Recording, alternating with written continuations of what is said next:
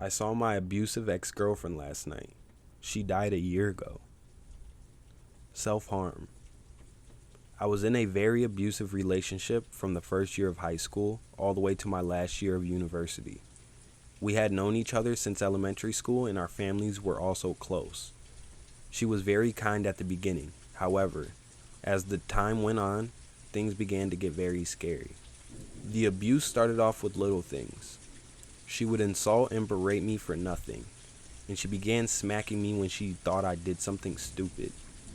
It got much worse every year we were together. It was both physical and psychological. The tactics she would utilize in order to prevent me from leaving were various and relentless. She threatened to kill herself if I left her, or hurt me or someone in my family. She used to tell me if I called the police on her, she would stab herself and tell them I did it. For the record, throughout our whole entire relationship, I had never laid a finger on her. I always tried my best to de-escalate the tense situations. Looking back now, putting up with that sort of behavior was definitely something which kept me trapped in that situation. When she wasn't hitting me or insulting me, she would sit on the couch for hours on end, scratching and picking at her scalp, pulling bits of hair out in the process. I'd find strands of her hair all over the apartment, sometimes with drops of blood near them. I truly believe she had some sort of undiagnosed mental illness. I tried to get her help many times, but she would never accept it. Even though she treated me horribly, a part of me still loved her and wanted to help her. When men are in abusive relationships, I think many of us are ashamed or scared to tell people. Either we will be perceived as weak, or we fear we won't be believed at all. But it's important to remember that anyone can be the victim of an abuse partner. It's crucial to leave them immediately, tell your loved ones, and go to the authorities. If you don't, you'll risk being in a situation like I was. It will only get worse. At the time, I felt as though there was nothing I could do to get out of that situation. I genuinely felt fear for my life, and the lives of my family. I stayed awake for nights on end because I was afraid she would kill me in my sleep. Eventually, I got desperate. I decided to hire a private investigator to collect information on her and help document the abuse she put me through on a daily basis. I had cameras in our apartment, recorded our conversations, and took pictures of the cuts and bruises she would inflict onto me. Eventually, we gathered enough evidence to build a solid case against her. My intention was to only use this information for legal purposes. I never went public with it or use it as blackmail material. I wanted to keep it as private as I possibly could. One night, she had another outburst. She began to hit me and bite me, but I finally decided that I was done being a victim. I locked myself in the bathroom, barricaded the door, and called the police. I waited for what felt like an eternity as she violently banged on the door. "I'm gonna kill you. I'm gonna fucking kill you," she screamed over and over. Eventually, she walked away from the door and I heard her screaming in pain. Turns out, she had burned her arm on the stove in order to show the police officers and blamed me. When the police arrived, she showed them the massive burn on her forearm and told them I was the one who assaulted her. However, I handed the officers the envelope and the USB drive with all the evidence my private investigator and I gathered. When she realized she could no longer force me to stay with her, she became irate and lunged at me. Thankfully, the officers quickly subdued her, put her in handcuffs, and took her to the station. As I saw her leaving in the squad car, I began crying. I knew she couldn't hurt me anymore and I could finally move on with my life. I decided not to press charges because I didn't think prison would help her. I knew she needed professional help. I also didn't want to relieve my trauma in a courtroom in front of a large group of people. I just wanted it to all be over, her to stay away from me, and to move on with my life. But you better believe I kicked all her shit to the curb and filed the mother of all restraining orders. After it was all over, she moved back in with her parents. She lived in a small town, so even though I never went public with any of this, word still got around about what had happened. Eventually, everyone knew what kind of person she was. Because of this, her parents decided to move the family to another state. She went with them. 1 year went by, and it was one of the best years of my life. I managed to score a new job and met the love of my life, who later became pregnant with our first child. I didn't hear anything about my ex and hoped it would stay that way, until I got a phone call one night. I was sitting on the couch watching TV with my fiance. I answered the phone and it was my mom. She told me she got a call from my ex's aunt, who informed her my ex had taken a concoction of various pills and drowned herself in a lake near her house in an apparent suicide. I was in shock. A part of me was sad and blamed myself for not making sure she got the help she needed while we were together. But I also knew I was her victim. Despite everything she put me through, I tried my best to get her the help she so desperately needed. But there was nothing else I could have done under those circumstances. However, I'd be lying if I said there also wasn't a part of me that felt relief. I know that sounds awful, but knowing my abuser no longer existed in this world carried some kind of twisted comfort on its own. Now I knew she couldn't hurt me anymore, no matter what, at least. That's what I thought. Another year passed and my beautiful baby boy was born. My fiance and I have been learning the ropes of parenthood. I had largely moved on from the trauma of my previous relationship, made peace with what had happened to my ex, and forgiven myself for not being able to help her. Everything was finally going my way. Until last night, my fiance and I were asleep in our room. This was one of the rare occasions when our newborn was also fast asleep in his crib, and not crying the entire night. I'd been working long hours while my fiance stayed home on maternity leave. On top of that, we're currently spending much of our free time scanning the housing market for a new place. Needless to say, we were getting some much needed rest. Suddenly, I was awoken by what felt like a very cold, wet hand wrap around my neck. I jumped up immediately and looked around. My fiance and son were fast asleep. There was no one else in my room, but my neck was now wet and cold. I figured it was a bad dream or something, and the wetness on my neck was just sweat. I didn't think much of it and attempted to go back to sleep. As I shut my eyes, the sound of a woman sobbing began echoing through the apartment. It started off quiet, but got progressively louder. I shot back up and listened hard. I kept hearing it. It wasn't in my head. I slowly got up out of bed, walked out of the room and shut the door behind me, making sure to lock it on my way out. I stepped into a puddle as I made my way down the hall. I noticed a trail of water leading all the way to the living room. I began to follow it. As I neared the living room, I heard a strange scratching noise as the sobbing continued. It sounded like someone was scratching their scalp. Immediately, I began to think of my ex. "That's impossible," I whispered to myself. As soon as I got to the living room, I stopped dead in my tracks. A woman with long, wet, jet black hair was sitting on the couch facing away from me. She was crying and scratching at her scalp. At that moment, I knew who it was, but didn't want to believe it. I was frozen with fear. Suddenly, she stopped crying and slowly turned her head around. Darkness concealed much of her face, but I saw her eyes very clearly. They were filled with anger and hatred. As she turned her neck, I could hear the cracking of her bones. Then she jumped onto the couch. As she spun around completely to face me, I could see her more clearly now. As the street lights outside the window illuminated her face, her skin was pale white and wrinkled. Her clothing was wet and torn, and her hair was messy and covering parts of her face. It was her. How? I struggled to get the words out as I began to hyperventilate. I thought I was surely dreaming, or maybe I had gone mad.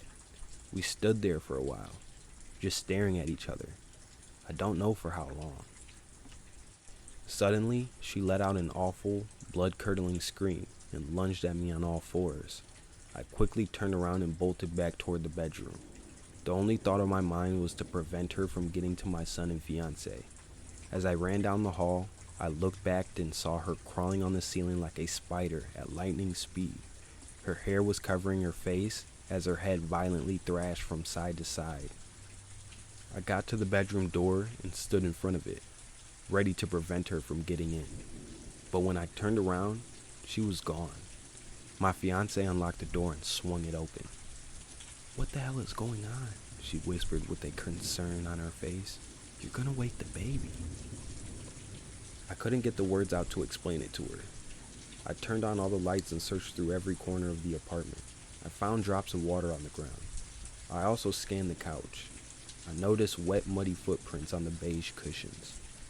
My fiancée came into the living room and I showed her all the evidence. Her first thought was that someone had broken in, but then I told her what I really saw. Surprisingly, she said she believed me. I'm not sure if she just said that to calm me down or if she really meant it. She hugged me as I began to sob. "It was her. It was her," I kept saying. "She can't hurt you anymore, baby," she replied as we embraced. But then, to our pure horror, we heard a distorted voice from the baby monitor. "I'm gonna fucking kill you," the voice snarled. Then, our son began to scream.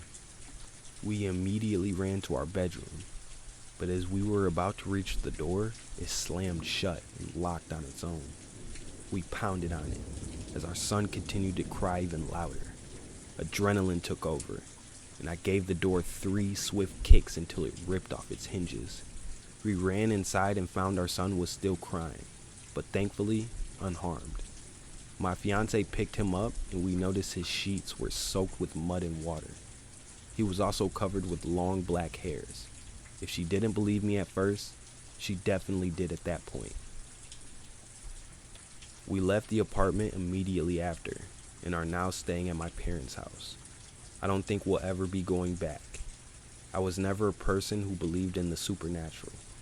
But after what happened last night, I don't know anymore. Maybe she is somehow drawn to that apartment since it's where we used to live together. So hopefully, staying here will prevent her from finding us. My fiancé is scared, I'm scared, and we don't know if we're going to sleep tonight. We threw some holy water around my parents' house in an attempt to keep her away, but we don't know if that's going to work. I thought I would never hear from her again, but 2 years after I broke free from the abuse and 1 year after her death, she is still inflicting new trauma onto my family and I. Even from the grave, she continues to torture me.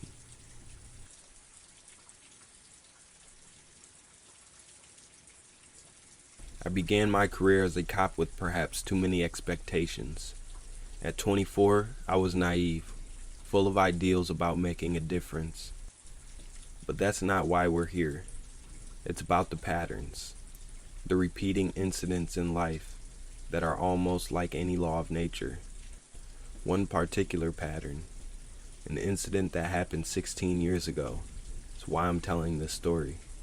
Something that happened so long ago has come back around, and I'm not sure how to explain it. I was just a rookie, 2 years on the force, doing grunt work, securing crime scenes, directing traffic, the kind of stuff they don't show you on those flashy cop shows. Mundane, routine, but necessary. That night, I remember it vividly.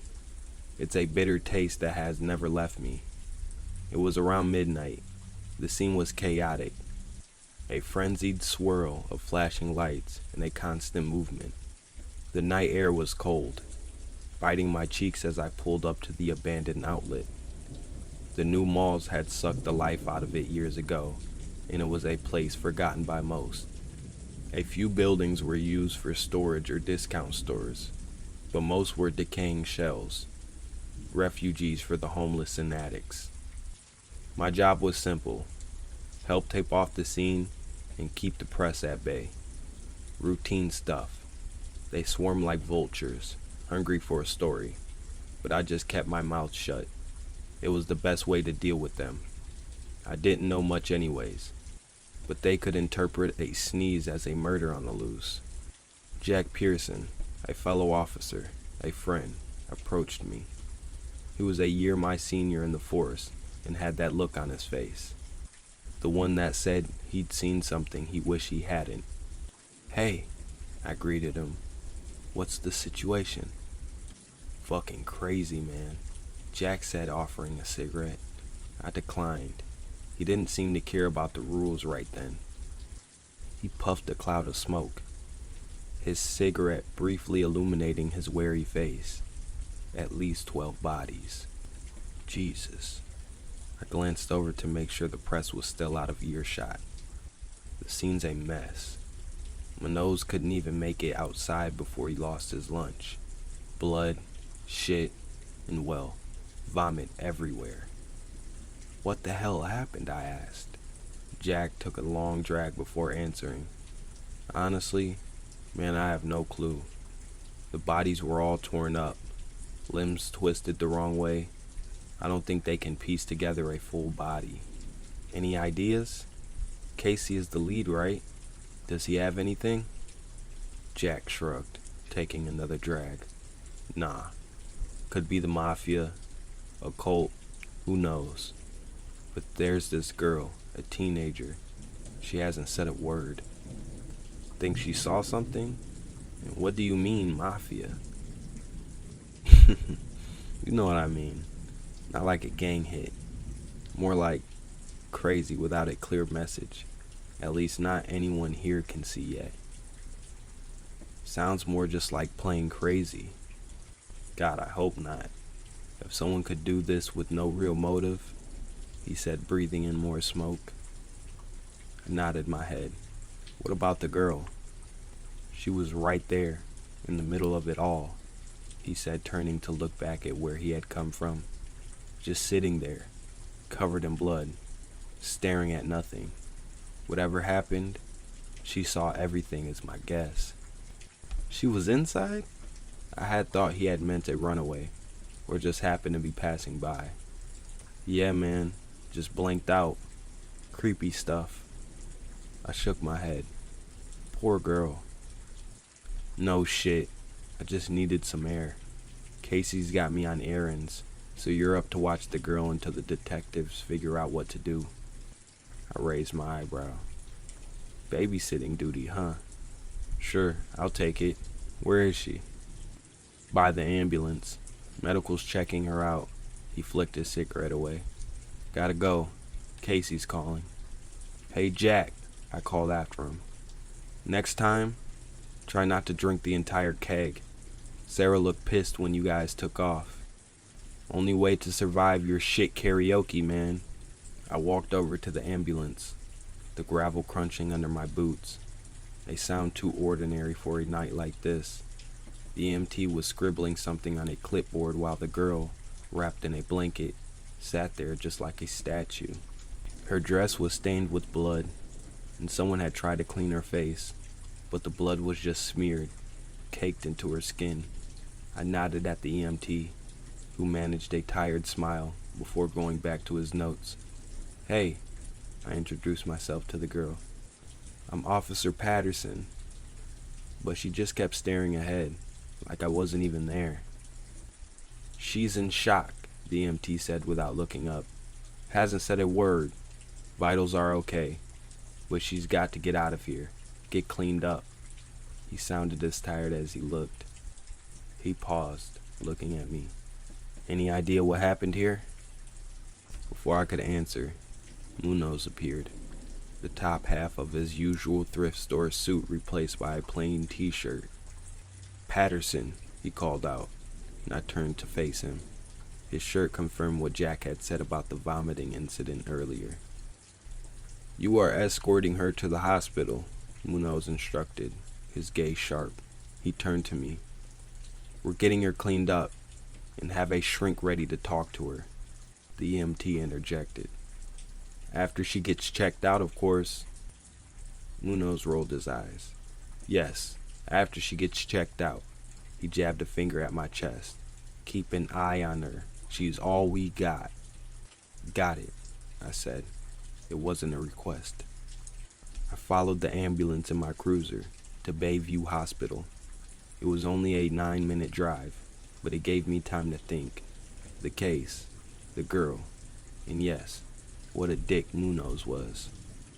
The hospital was too bright, too clean, compared to what had just happened a short drive away. A nurse, with blonde hair neatly tied in a ponytail, came out to escort the girl away. As she passed, I caught a glimpse of her name tag, Nurse Collins. Like the EMT, she gave me another tired smile. I think it's something we all develop in working with victims. Tired of seeing the pain, the suffering, but we have to just push all that down. So I just smiled back as they let me in a corridor that smelt like disinfectant and despair. I leaned against the wall, thinking about the crime scene. I hadn't seen it with my own eyes, but Jack's description was enough. This girl too. How she was just sitting there, calm, covered in blood. Was it some random act of violence? No. This was something else.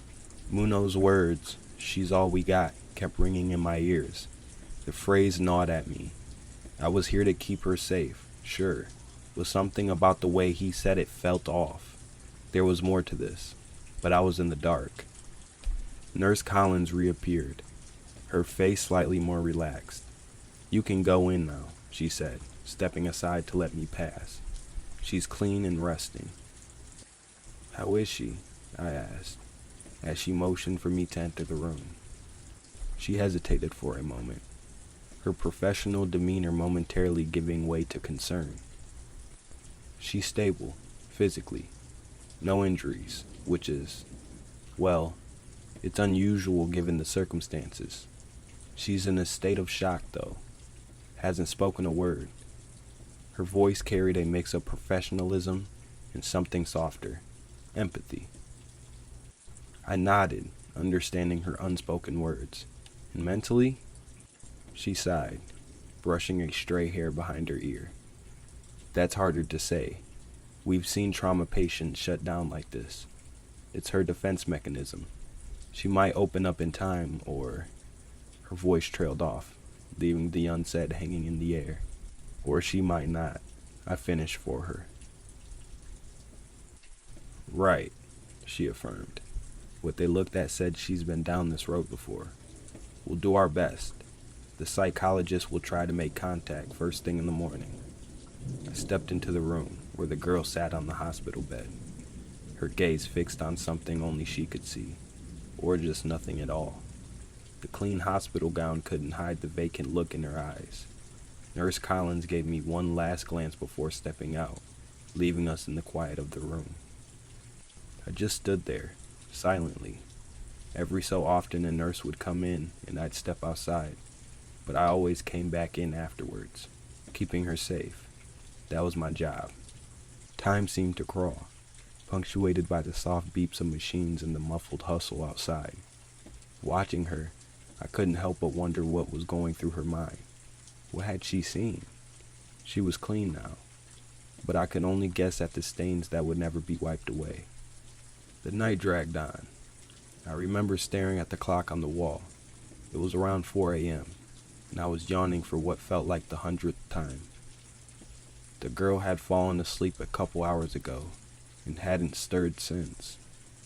I glanced out the door to the nurse's station, spotting a coffee pot. I debated whether to grab a cup. Another yawn decided for me. Stepping out, I made sure to close the door. The hall was quiet, dimly lit. The graveyard shift nurses making their rounds. Pouring myself a cup, the coffee was warm, a bit burnt, but it would do. As I fixed it up with sugar, I turned and froze. The girl was standing there in her hospital gown, just staring at me. I nearly dropped the cup. I moved closer, setting my coffee down. "You're up?" My words trailed off as she shot her arm out, pointing straight at me. Her mouth slowly opened, wider and wider. It looked like she was screaming, but no sound came out. Drool started to dribble from her gaping mouth as it kept stretching wider than I thought possible. Then it stretched even more, wider and wider. I started to back away. What the? My hand instinctively settled on my sidearm. My voice trailed off as I heard a door close in the distance.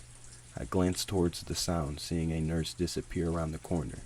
When I looked back, the hallway was empty. The girl was gone. Panic set in. I stopped to look at the door that was now slightly open.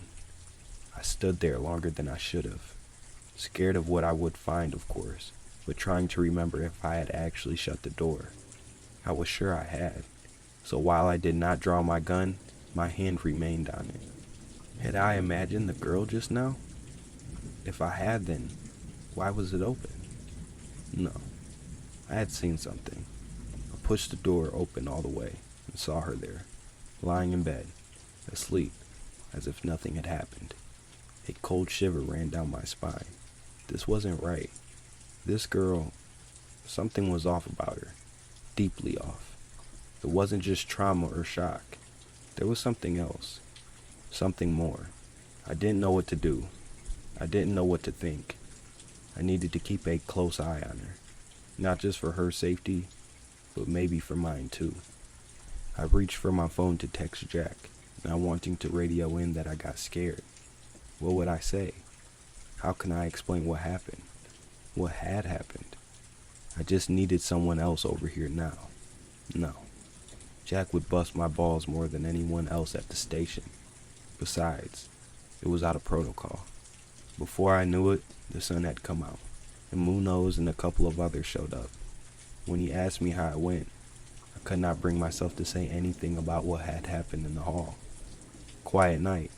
The nurse cleaned her up, and the girl's been asleep since. The detective looked at me. I don't know if he knew something from before, or maybe it was written on my face, but he gave me a doubtful stare and squinted his eyes slightly. You sure? Nothing else? The nurse said the psychologist would be in by the morning. I was desperate to give him something. Just not what I think I saw. It was crazy. I would just sound crazy. Alright, he said, as he turned to head back into the room. Get cleaned up and get some rest. Be back around 8. I want someone else at this door, 24/7. Would have more rotations, but we are short right now. I'll see if I can have someone with you, but I need you here at least. Me? I let slip before I could stop myself. I did not want to be back here. I wanted to run out of there. But when someone who has over 27 years on the force tells you to do something, there is not much you can do. I mean, I could, but that would be the fastest way to ruin my rep. Munoz turned around, a bushy eyebrow raised, as if daring me to make him repeat himself. I mean, yes, of course. I'll be back by 8. My words caused the old detective's face to relax to his normal pissed-off face. He gave me a nod as a dismissal and turned back to head into the girl's room. Not much happened the rest of the day. I made a call to my folks, had some breakfast and dinner, hit the shower, and slept the rest of the day off. I had gotten to the hospital around 7 and sat in the parking lot until 5 minutes to 8. I did not want to be here. I slammed my hand on the steering wheel and shut the door harder than needed. I know I was being childish, but that girl scared the shit out of me. Making my way inside, I looked for Nurse Collins on my way to my post. I can see if she wants to grab something to eat later. She was my type, and at least something good could come of me being here. When I made it to the hallway, I saw Ramirez, another cop that I had not really gotten to know well. Decent guy, though. Hey, Patterson, he said as he glanced down at his watch. Evening, I said, stretching out my hand to shake. You got the graveyard? Was supposed to have off, but orders. Plus, would have just sat at home all night. I hear you, Ramirez said, hooking his thumb in his belt. Should be quiet. Doc said they got everything. I glanced at the door. They got chairs in there. Why didn't you grab one? Nah, dunno. Got this anxious feeling every time I sat down, you know? Yeah, I said. Did she do anything? Say anything? The girl? Nah. Just zombied out. Can't blame her for what the guys were saying. Yeah, I said, my thoughts trailing off. Ramirez reached out and placed a hand on my shoulder. You alright, man? Yeah. Yeah, it's just been a long week. Alright. Well, I gotta get going. Sign me out, would ya? he said as he handed me a sign-in form. Cool, I'm off then. Alright, I'll catch you later. Yeah, he handed me his card, a small business card with his name and contact info on it. The precinct paid for us to get them to hand out to civs. Here is my number, man. Give me a call if you need it. I turned his card over, admiring it, a bit jealous. These came out nice. I gotta get mine made. I know, right? Anyways, I'm off. We shook hands as he left. His shoes squeaking slightly on the polished floor faded into the distance. Then I was alone again, guarding someone half my size that scared the hell out of me. There was no way I was going into that room. As the hours passed, I felt it, that same anxiety Ramirez mentioned. The door seemed almost alive, pulsating, like it was breathing.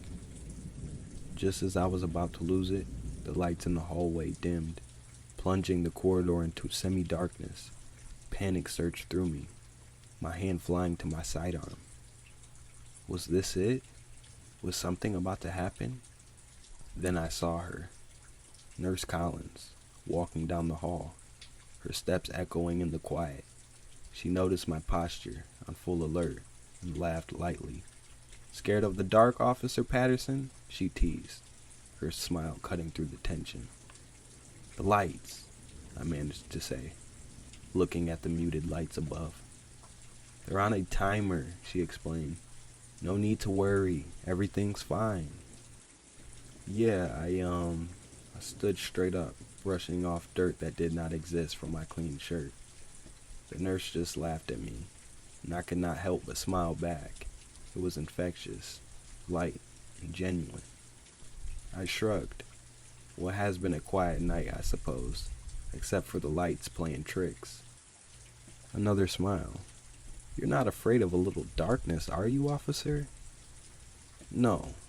Well, I mean, it's always nice to have some company.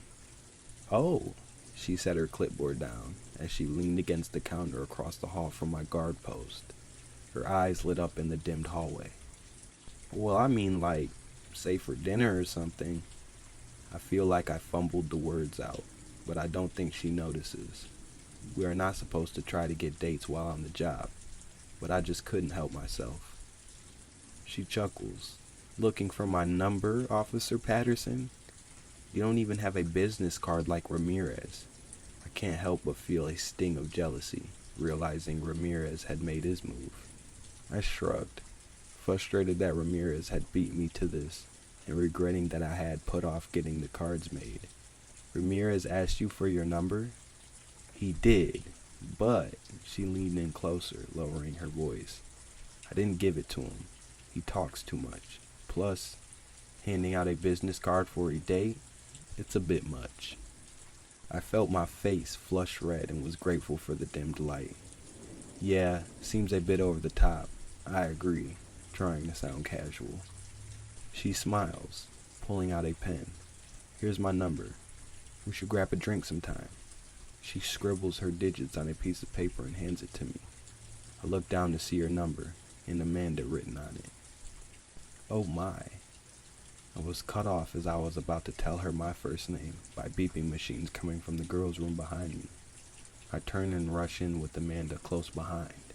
The girl is convulsing violently on the bed, her body arcing and twisting. Amanda barks orders. Help me turn her on her side. My hands shake as I comply. The girl's body surprisingly light, yet rigid in my grip as I turn her to face me. Right, firm but gentle, she adds. As I was holding the girl, her convulsions slow, then stop. She fell still, and for a moment, I let out a breath I didn't know I was holding. Amanda looked over the machines urgently. I need to check something, she says, calling for a doctor. I nodded, my attention turning back to the girl. When I look down, my blood runs cold. She's smiling at me, an unnaturally wide grin, her neck muscles straining from the effort. It's as if she's forcing her mouth into this smile that contorts her whole face. I can see every tooth in her mouth, and they seem too unsettlingly large. I recoil, falling backward to the floor. Amanda rushes over and kneels beside me. "Are you all right?" I stammered. The girl, she was looking at me, had this weird look on her face. Amanda tries to reassure me. It was probably just muscle spasms. Don't worry about it. They can be intense sometimes. But her words do little to calm me. I am not able to shake off the feeling of dread as I stand up. "Yeah, you're probably right. Sorry, I feel a little foolish." Amanda grabs my arm, her touch grounding. "Don't worry about it. Seizures can be something else, especially if you are not used to them." The doctor breezes past me into the room, his presence demanding attention. I lean against the corridor wall outside as I give them space to work. My mind was not letting itself be convinced that her face and teeth changed like that because of muscle spasms. From the room, the doctor's voice is firm, methodical. "We need to run another check on her vitals. We can't afford to miss anything." Amanda's response is equally composed. Her heart rate and breathing are erratic. It's hard to determine if it's just a seizure or something more. I listen with my thoughts fixated on the girl's twisted smile. Amanda stepped out, shutting the door gently behind her. "We'll be doing more tests. She's stable, but we're not taking any chances." I nod, my eyes locked on the door. "Something's not right here," I say, more to myself than to her. She looks at me, her eyes reflecting concern. "We've had a rough night. Maybe step out, get some fresh air?" But I shake my head, resolve hardening within me. "No, I can't leave. I'll be fine." "Nothing coffee can't fix," I say to reassure her. She gives me a skeptical look before it breaks into a light smile. "All right, I gotta make some rounds, but maybe I'll join you later." "It's a date," I say, returning the smile. "Doesn't count," she says, shaking her head as she picked up her clipboard to leave. I stood there watching her walk away, feeling a gnawing unease. I had already seen my share of odd things on the job in those first 2 years. Just ask any cop and they will tell you. But this was something else. I glanced back at the closed door and let out a sigh.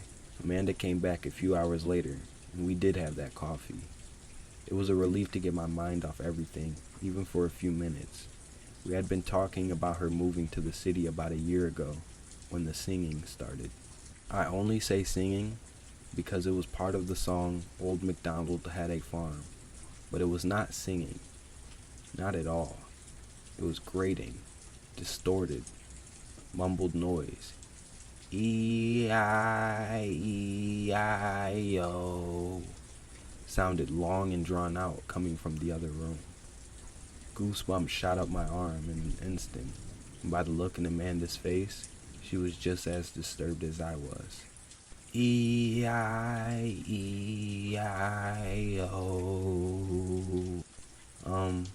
was all she could say, but that was enough to get us to move. My heart is instantly going full throttle as we burst into the room, and at first, I don't understand what I am seeing. The girl, or what I thought was a girl, is perched on the side of the bed. Her posture is unnatural, her legs stretched out, feet firmly planted on the floor when they should be dangling off the edge. The skin on her arms hang loose, like a cloak. Elongated bones that end in claw-like hands resting on the bed. Her head is tilted at an impossible angle, the neck elongated and twisted, making the head seem almost detached from the body. But the face, that's the worst part. The skin sags, as if the skull beneath was partially dissolved, giving it a melted, distorted appearance. The eyes are wide and bulging, still with that unblinking and unseeing look they held before. The mouth is stretched into a grin, revealing rows of sharp, uneven teeth. Too many to be human, I thought. I was staring into my worst nightmare, and it was just grinning as it started back. Amanda ran past me to help, not realizing the danger. The creature lashes out with unnatural speed, its arm stretching out further than any human limb should. It wraps around Amanda's throat, Her eyes are wide with terror, a gasp escaping her lips. Adrenaline surges through me as I reach for my gun, but the creature is faster. It springs towards me, a blur of elongated limbs and sagging skin. Its fingers, if you could call them that, are more like talons, striking at me. My gun was knocked out of my hand before I could raise it up halfway. Pain explodes across my face and body with each hit. I'm trying to defend myself, to fight back against this thing, but its strength is overwhelming. Its movements erratic and unpredictable. I'm yelling, my voice hoarse with fear and rage, but it's drowned out by the creature's unnerving parody of the children's song, a chilling, distorted E-I-E-I-O.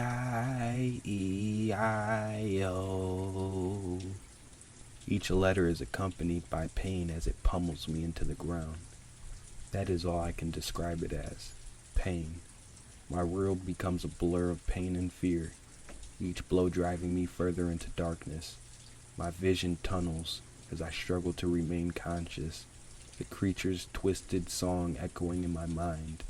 The last thing I can see before the darkness completely envelops me is its face, inches from mine, that horrifying grin stretching wider, as if it's about to swallow me whole.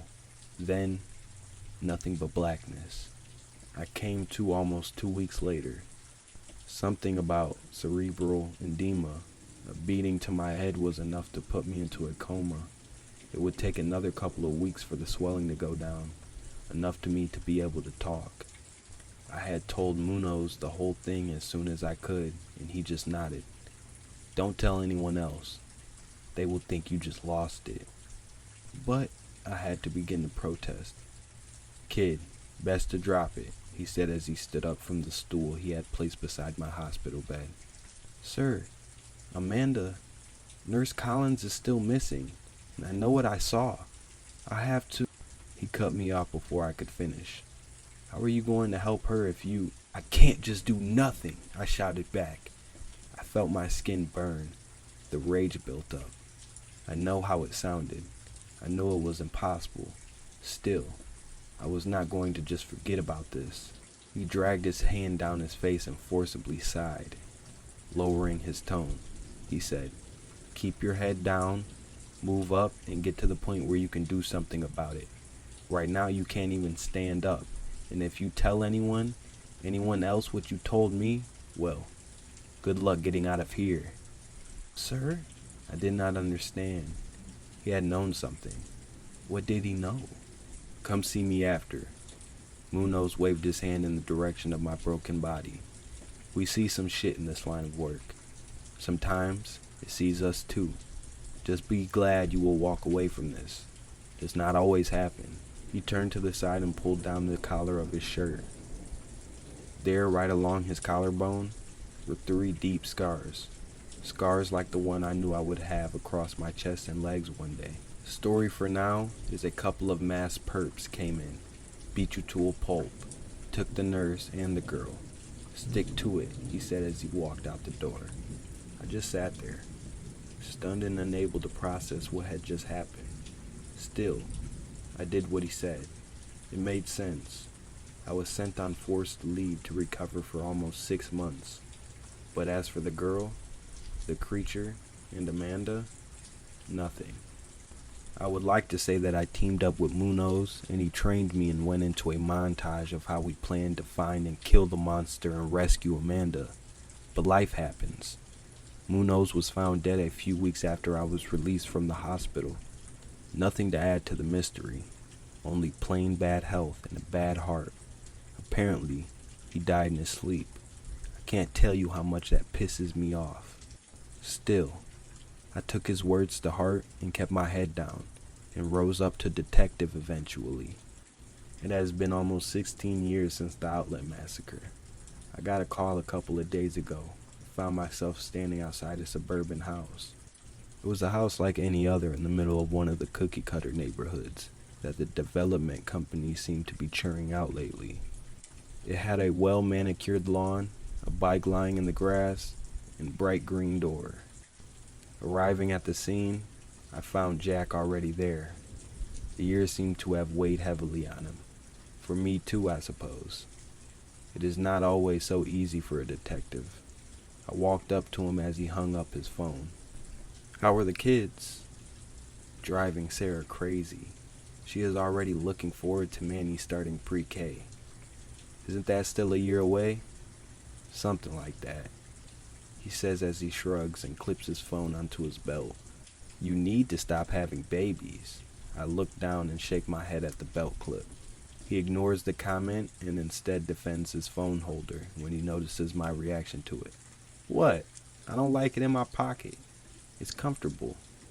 "Sure. What do we got?" I asked, nodding toward the house as we made our way up the stairs to the porch. "Honestly, I would let you look around first, but it's like the outlet case," Jack muttered, barely audible, his eyes not meeting mine. "But this time, it's a family. Husband, wife, 4 kids." His voice trailed off. I felt a chill run down my spine. I stopped walking.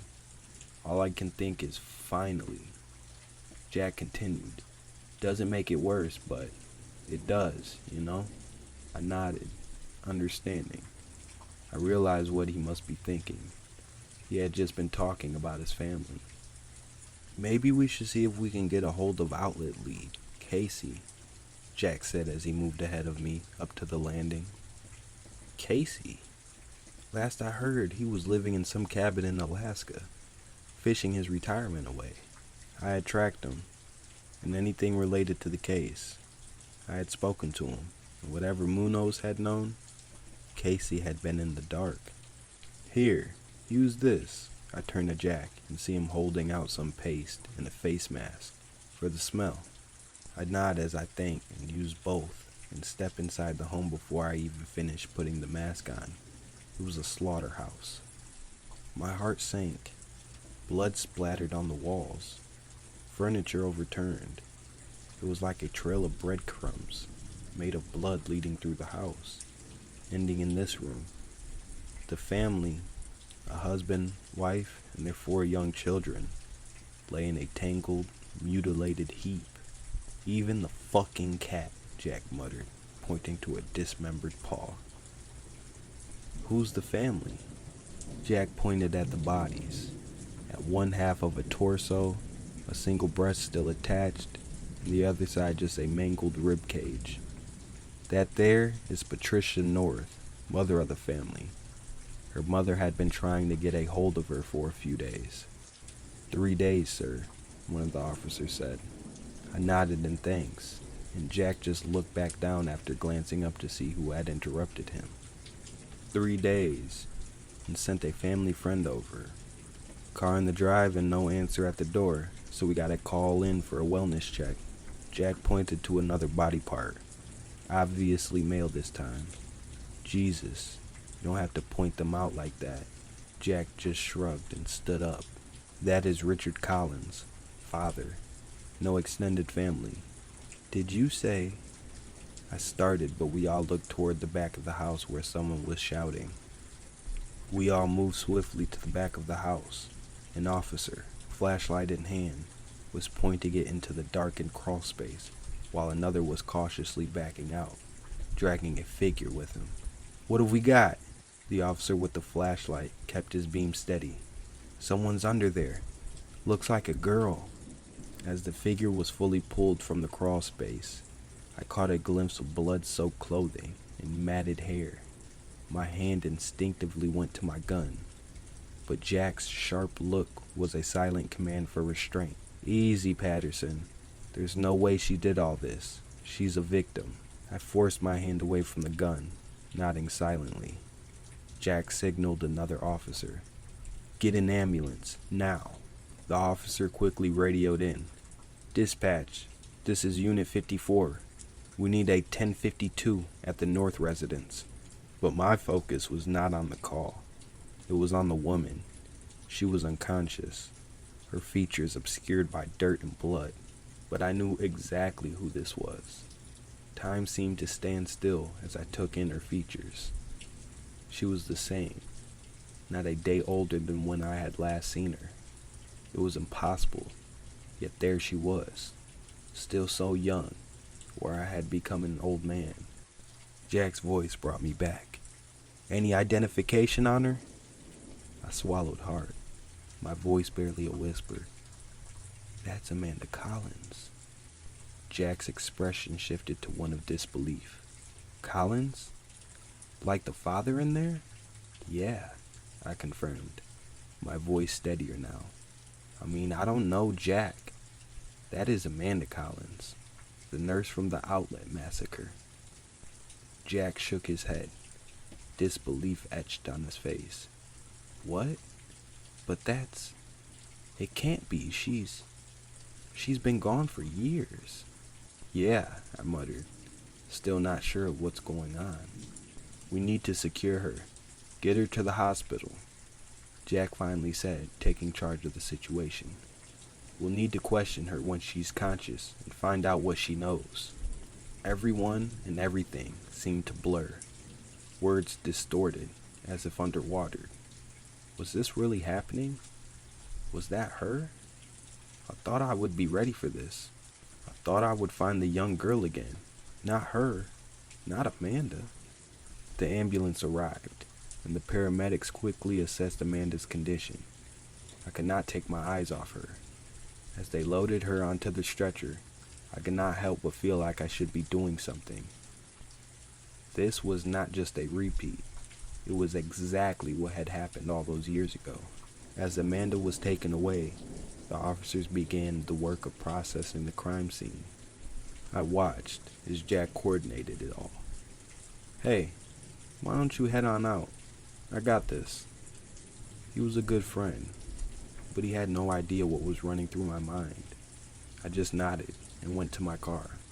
I drove around a while, trying to think things out, but I found myself here eventually. I sent the officer on watch away about an hour ago. Told him to grab some food and get some rest. I've been sitting outside Amanda's room since writing this all down, trying to figure out what is going on. She has been awake since around sundown, according to the nurses, but has not said a word, just staring up at the ceiling. But I hear her even while I sit outside her room. No words, just a low humming, melodic and in tune this time, but it's still the same old song. I keep looking down at my gun. Think I know what I need to do. Jack, I'm sorry, but Sarah would tear me a new one if I dragged you into this. I hope you never see this, but if you do, I love you, man. You were always there for me, and the closest thing to family I have left in this world.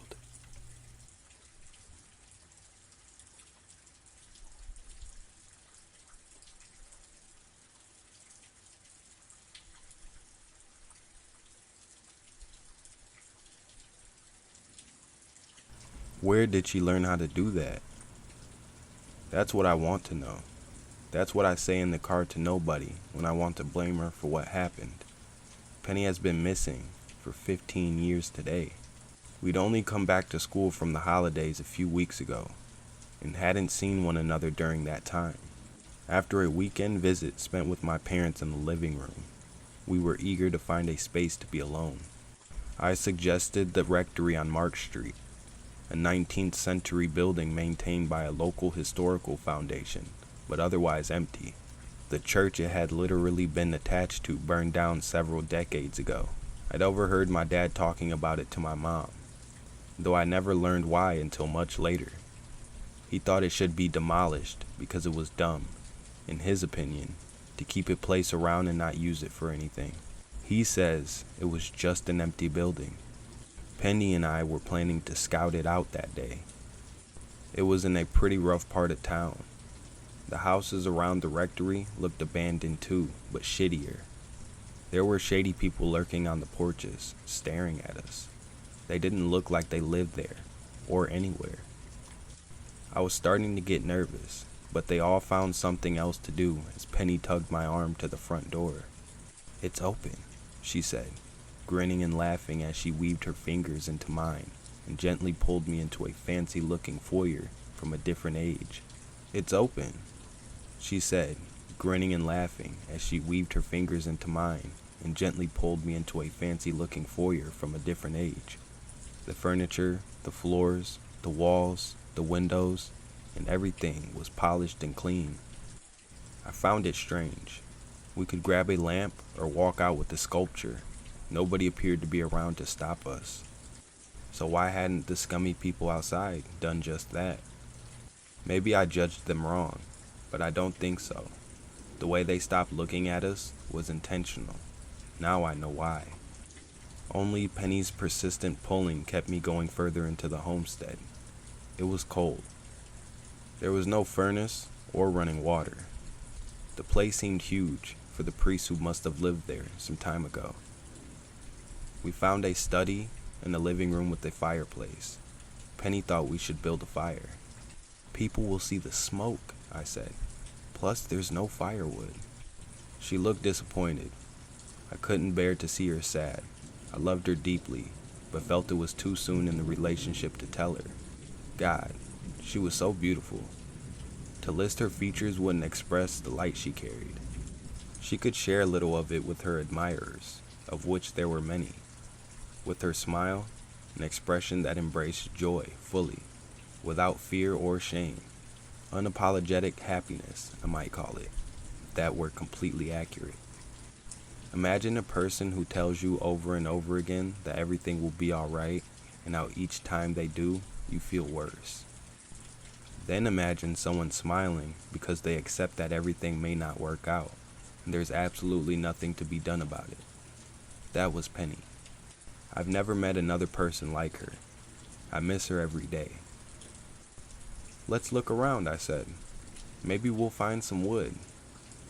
Really, I wanted to ensure we were alone. As we went through the foyer again, on our way to the stairs, I locked the front door. Why did you do that? She asked. If somebody comes, it'll give us a few seconds to get away or hide. She reached past me and opened the deadbolt. If there's someone in here, it'll slow down our escape. Oh, right. She kissed me and took my hand again. The stairs creaked so much, there wasn't any point in sneaking. If somebody was upstairs, they heard us coming. Sunlight illuminating the hallway from an open bedroom window, extinguished with the scraping sound of curtain rings sliding along the rod. It wasn't pitch black, but it was dark. I turned around but felt resistance from Penny. Let's go. There's someone here, I whispered. Tugging her proved futile. Penny, come on. Her hand slipped from mine, and she leapt the last step, grinning as she crouched like a spy. I don't think anyone is here. I shook my head. Penny, this isn't a game. It could be someone dangerous. The grin faded. I just want to be sure. I want to be alone with you. We could pretend this is our house for a while. She got a little closer. Her breath smelled like sweet tarts and root beer. If we find someone, we'll run, I promise. Stupidly, I agreed to her terms. It came from there, I said, pointing to the nearest open bedroom door. We mean no harm, Penny called out, and I winced. Tell us to go, and we will. She gave me a wink while we waited for a response. Nothing followed. We crept forward together into the threshold of the bedroom. Again, every piece of furniture, the bed, the dresser, a jewelry box, have been meticulously maintained. Penny walked right in before I could stop her. There were only a few places to hide, and she quickly searched them all, including a look under the bed. That left the closet. Those hazel eyes containing all the stars in the universe ran over the polished redwood door and the brass knob. Penny, don't. It's the only place left to hide. Her eyebrows danced, and she stuck her tongue out at me. In this room, I said, there's still the rest of the house. Well, we'll lock the door or block it with the dresser. She wrapped her arms around my back, lightly tracing my shoulder blades with her fingertips and kissing me. It'd been a long time since we'd been alone. Let's go to bed, she whispered, pulling, again, this time toward the bed, covered with an antique quilt. I almost put aside my unease and fear and surrendered entirely to this girl I would love forever. If only I had. Instead, I detached from her while she started fumbling with my belt. If we started something, there'd be no way I could stop. I went to the closet and threw open the door and found my exact fear standing there. A man, huge and menacing, and dressed in a cloak lurking in the dark. I released a strangled shriek before leaping away and knocking over a small table. The glass candle holder on it fell and smashed to pieces on the hardwood floor. Penny laughed, and it hurt. The situation felt like an ambush. "You?" I said, my tone in accusation. For the first time, her unabashed smile faltered. She got off the edge of the bed and walked into the closet while I hyperventilated. Penny dragged a full-size wooden mannequin into the dim light of the bedroom and let it fall. Most people are familiar with the desk-sized version of the featureless, imposable wooden man. I didn't know they were also made really big. This one looked constructed of the same wood as the floor. The oval head appeared camouflaged for the colors throughout the rectory. If it wasn't for the long black coat, not a cloak, the mannequin would have been practically invisible. "Penny," I said, "I'm sorry." She ignored the apology, her attention concerned with the doll. "What is this thing?" "An old-timey mannequin. Like for an artist?" I shrugged. Penny pulled open the long coat to examine the model's genderless crotch. "Doesn't seem to be a sex doll," she laughed and started lifting it. "What are you doing?" She groaned from the strain. "Help me put it on the bed." "Okay." We lay it on top of the blankets as Penny roughly placed its head on the pillow. She pulled open the curtains, the same one I'd swore I'd closed before, to let in sunlight, but the day had gone gray, and it didn't help to brighten the room much. Undaunted, Penny climbed into the bed with the mannequin and ran her fingers suggestively over its bare chest. Finally, a partner who's chill. I bore the slight without reply. Her words stung, though, like a fool, I stood there, unsure what to do next. Our moment alone seemed to be passing, and I didn't know how to rescue it. Penny's keys jingled as she pulled them from her jacket pocket. She held the tip of one to the mannequin's polished and featureless face and started scratching out its mouth. "Penny, what are you doing? Stop." My boots crunched the broken glass as I went to the bed. "Making someone who's happy to be here with me. He can't move, so he has to trust me." "I trust you," I said, but it sounded pathetic. I was scared, and you just smiled when I opened the door and thought we'd found a squatter. The mouth she'd carved was full of square teeth, smiling, but not with joy or freedom. Its face would look forever sadistic after Penny's work, and she'd only just begun. Her whittling did not cease as she replied, "You think I brought you here to have you killed or something? It was your idea." "I'm sorry." "What are we doing together? What is our relationship?" The carving slowed as she closed the mannequin's first eye socket, a wobbly circle. "I thought we were going somewhere." "We are," I said. "I hope." "Penny, I love you. I haven't said it because it hasn't been that long. How do you love somebody you don't trust?" The discussion has escalated to such a heightened state. I lost my words again and couldn't seem to swallow in a throat gone dry. After a prolonged quiet punctuated by the scraping of her key, now along its chest, I spoke. "I'm sorry," I said. "I definitely didn't mean to lead to such a stupid conclusion. People make poor choices when they're afraid." She sighed, and a ripple of fatigue seemed to leak from her expression for just a moment. I didn't realize then the part she hid from the world and the constant fight within her to stay in the moment. Penny never told me about her real parents. "I've got an idea," she said, grinning once again. "Help me with our man here." She unlooped a key from her rabbit's paw and gave it to me. Whenever I get sad, I try to put those feelings into some art or exercise. Let's put all of our mistakes and self-hatred into the mannequin. I examined the key because I didn't know what she meant. "Don't think too much," she said. "Let go." The carving continued, but instead of personifying the blank doll more, Penny wrote symbols I didn't recognize, arcane sigils and runes. She read a lot. Maybe the signs were from a book. I didn't ask because I didn't want to wreck her suggestion of mending our apparently fragile relationship. The tip of the key peeled the surface of the wood with surprising ease.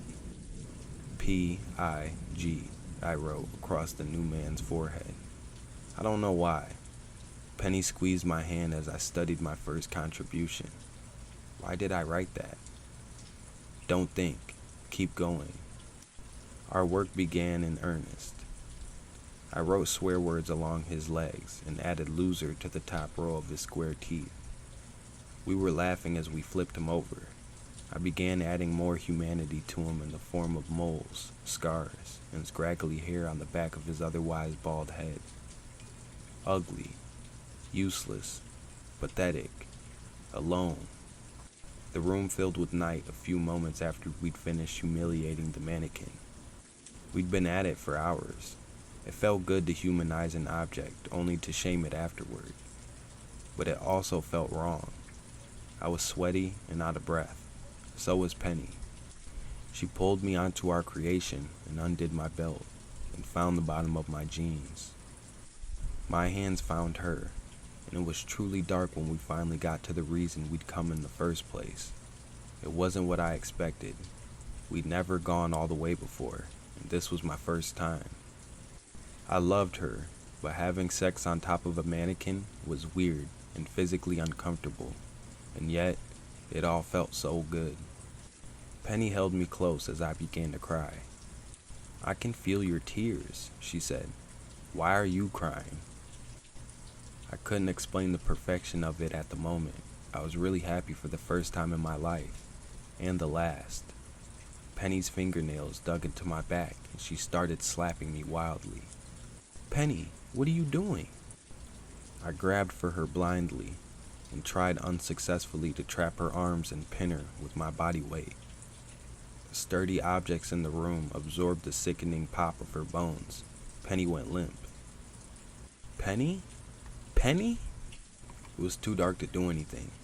I needed some light, and all I could think of was the oil lamp I'd seen in the front hall. Charging into the hallway, I misjudged where I thought the staircase was and ran into another small table. Yet another fragile object fell and shattered on the floor. I took a deep breath. "Penny?" I had to be calm if I was going to help her. When I moved back toward where I thought the bedroom was, I encountered something solid. Before I could figure out what, I was on my ass. Bits of glass on the floor cut into my palms. "Penny?" I thought we bumped into one another. A heavy step connected with the hard wood. Quiet followed. It wasn't Penny. I would have knocked her down in a collision. Somebody else was in the house. I should have searched everywhere. Somewhere behind me, the hallway went on to who knew where. I ran and tripped over the first few steps of another ascending staircase. Like an animal, I padded up the jagged slope. The stairs turned on a landing. Then I felt the space open into an empty void. There could be anything ahead, but the pursuer continued. I had no choice but to keep going with the thought of getting out of the way and hiding in the dark. They had no light, but they did have the advantage of having been here longer and knowing the layout. Still, that wouldn't help if I hid at the top and pushed them down when they came near. I had to get to Penny. With trembling hands outstretched, I waited to feel them mount the top step. Their heavy marching ceased. However, the silence that followed scratched at my fragile calm. I chose to run again. and the methodical knocking sounds of the chase resumed. I don't even know where I ended up.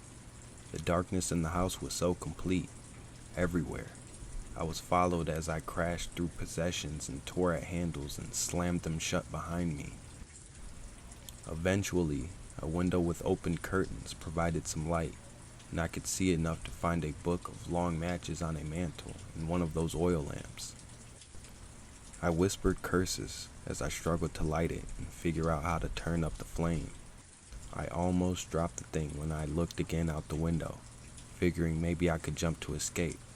There were people in the yard watching the house. I think they were the same sketchy ones I'd seen when we first arrived at the rectory. When I turned, it was there in the doorway. Of course it was. Where else would it be unless under the dead body of my love? Quiet, I thought. She can't be dead. This can't be here unless someone moved it. The unsteady flicker of the lamp made a rippling shadow over the hateful words I'd carved and the strange symbols Penny had left. Aside from these additions, the mannequin looked much the same as when I found it. Even its long black coat had been put back on, though left undone. "You don't scare me," I lied, and the tremor in my voice practically screamed my fear. "Please let me go. You don't have to scare us. Please let me go to my girlfriend. I don't know what happened, but if you let me go to her, I'll just get her some help and we'll leave. We won't tell anyone." The polished face sneered with the only expression Penny had allowed. It blocked away, and that was fine, so long as the squatter or squatters that put in there left me alone. I could squeeze by. There was room. "I'm going now," I said. "Please don't try to stop me." I took a step and froze. The mannequin's wooden digits were jointed and textured enough to trick a button into the hole of the long coat. I watched as it did them all and folded its hands over its stomach, seemingly waiting. When it was done, it had to be. Somebody must be pulling strings, and the mannequin some kind of marionette or robot. As if aware of my rationalizing, it stepped into the room. There was no more doubt that the wooden feet had been the same noise as those made in the dark.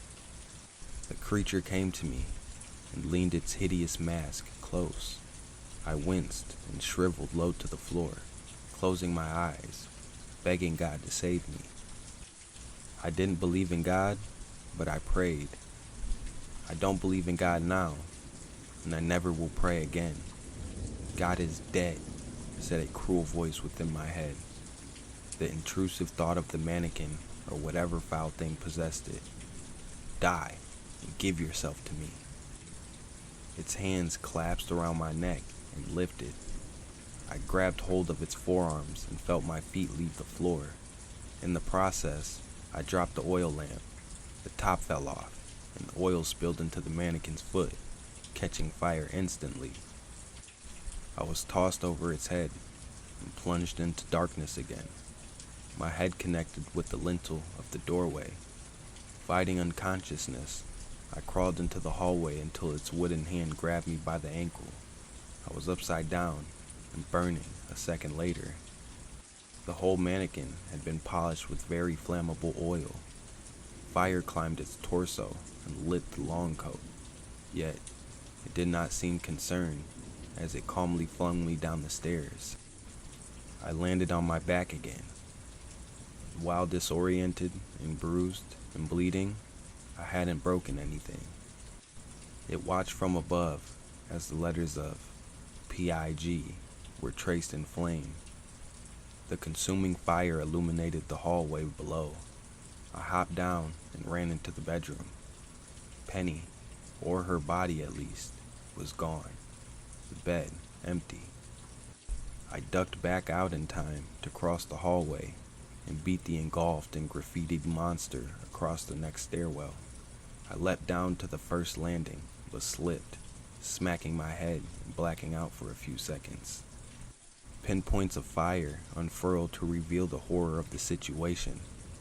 It held me by my wrist and began pulling me apart. I could feel the stretched muscles tear. When my left shoulder popped, however, I started to dangle, and for some reason, it let go of that arm and tossed me down the remaining steps to the front hall. I bounced off the walls and landed on my ass. "You will not leave," the mannequin roared, and the drawn mouth Penny had created split into a cracked approximation of the real thing. It climbed down the steps, and I staggered and stumbled to the exit. If it caught me again, I was finished. Penny saved me. Her way of looking at the world and lack of worry ensured the deadbolt remained open. I had neither the strength nor calm to work a lock, but turning a knob was easy enough. Cold air swept through the doorway, soothing the burns on my body as I continued to run. The raging fire consuming the mannequin grew as it followed me out into the porch. I did not look back. I ran past the people gathered on the lawn. I was right. They were the same who'd watched Penny and I go into the rectory. None of them looked at me. All had their heads bowed too, unbothered by the burning figure in the mist. Asking for their help didn't seem wise. I ran and kept running until I made it home and to my parents. They called the police in Penny's house and took me to the hospital. I lost track of reality for a bit. Apparently I kept saying, "Penny, where's Penny? Penny, where is she?" Nothing felt real for a long time after that. Police questioned me about the whereabouts of Penny and obviously did not accept what they called my version of events at the rectory. Eventually, a detective showed me photos of the rectory from the next day. Nothing had been damaged or burned, and no wooden man, singed or otherwise, was found. More importantly, Penny wasn't there, and there were no signs of any kind of foul play. "What you say," the detective said, "can't be true." There was pressure then to tell what really happened, but I had nothing different to say. Penny's parents showed up a few weeks later to make a sympathetic appeal for the truth. I told the truth, I said. They were an odd pair. One was too old and the other too young. The young woman snapped at me after a few silent moments. "We're her foster parents." The old guy was the young woman's dad. They fostered half a dozen other kids, and while I learned their house was stable, they weren't trying to make close relationships with the kids they took in. Government funding was their aim. Foster care was their business. I felt even greater sadness for Penny. "Another runaway," the old guy said on his way out the door. "She didn't," I called after him. He didn't notice or simply didn't care. Life resumed in an altered state. I required therapy and drugs and the same conversation with my parents long into the night. "I don't understand," I tell them. "It happened. I broke things. There was a fire. Where's Penny?" They'd comfort me the best they could. One night, the following summer, my dad brought a six-pack onto the porch and asked about the rectory first. He understood why we'd gone there, but didn't know how we'd known about its existence. I revealed I heard him mention it, and we were only planning to check it out that night. He thought that might be the case, and told me why he'd mention it to my mom. He worked as a carpenter, and his boss had his proposal to update the rectory into housing denied by the city with ferocity. His boss didn't get it, but a counselor made a point of tearing a strip off him about it. "Somebody likes that place the way it is," my dad said. We got a little drunk and went to bed. Years crawled, and I did not recover. I grew up, took a job, and avoided people as much as possible. Every day, I thought of Penny and the thing in the rectory. And one night, after a few, I got brave and decided to go pay the neighborhood a visit. It wasn't late when I got there, and the shady folks were out on their porches and stoops, smoking despite the chill. "Stop," an old lady smoking a rolled cigarette said as I approached. "She's gone. You survived the ghost of the Cambion priest that used to live there. Isn't that enough?" No, I said. What do you want from us? We keep the rectory intact. We keep him there. Isn't that enough? No, I said. Where's Penny? The woman appeared wistful as she repeated her words. She's gone. She's gone away from here. He could have kept your soul, but not hers. No, not one like hers. Isn't that enough? No. Why? Because I'm still here. The rectory door would be open, but would I have the courage to throw the deadbolt? 15 years says no.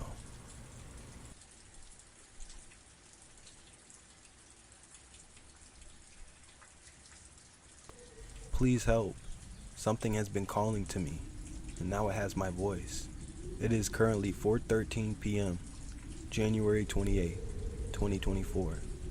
I am going to get this all down here, and in case this is the last time I am here to reach out, I hope that I put this in the right place. My name is Maggie Williams. I am 24 years old. I just moved into my new house 3 weeks ago, and if I could take everything back, I would. I am currently student teaching in a kindergarten classroom in a local school district, and I thought everything was perfect. That was until about a week ago. I live alone. It is not a big house, far enough out of town to get that country feel, but close enough that the commute to work is less than half an hour. I am currently in the closet in the only bedroom of my house. Not even the locked door or the hanging coats that are blocking the door are enough to make me feel safe at this point. My father thinks I am too far from home, and the high elevation is just sending me into a state of madness. At this point, I need someone to believe me. This is not altitude sickness.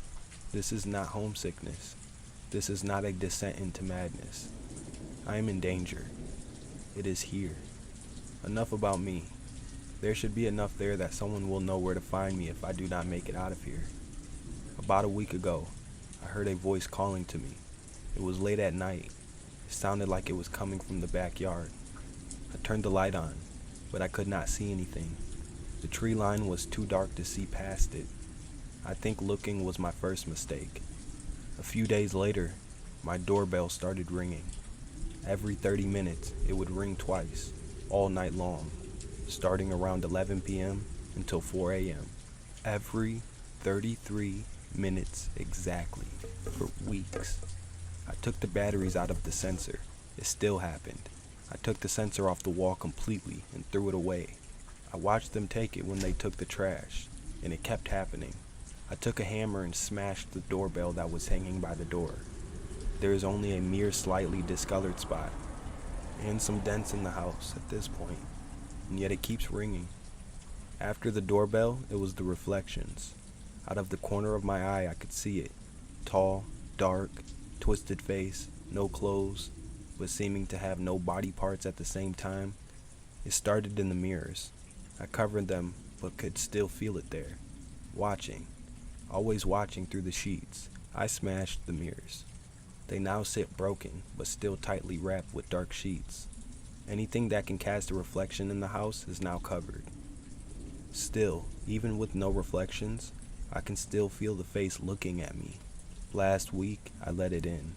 I did not mean to. I was at the end. The bell was seeming to echo as it was coming from my brain. I was in the closet like I am now, but I could not take it anymore. I stood and ran to the front door. I swung the door open and screamed, "Leave me alone." I just wanted whatever it was to leave me alone. Now it calls to me. But it is me, my voice, but not quite right. My reflection, but not quite right. My footsteps, dragging footsteps up and down the hall all night long as the bell rings, as the voice calls, as it tries to call me from my place. It can't seem to find me. Not yet. It moves in the shadows. It is the shadows. It is the very air around me, and it will not stop until it finds me. I can hear it right now. It's saying, "Leave me alone, leave me alone, leave me alone, leave me alone, leave me alone." The chant seems to be coming from the hall and inside my head at the same time. My name is Maggie Williams. I'm a 24-year-old. I'm a student teacher to 22 amazing kindergartners. I am not going crazy. This is happening. This is not me. I need help. If anyone sees this, I need help. If anyone sees this and it's too late, please find my mother and father, Mary and Kenneth Williams, and let them know what really happened to me. I'm sorry, Mom. I should not have opened the door.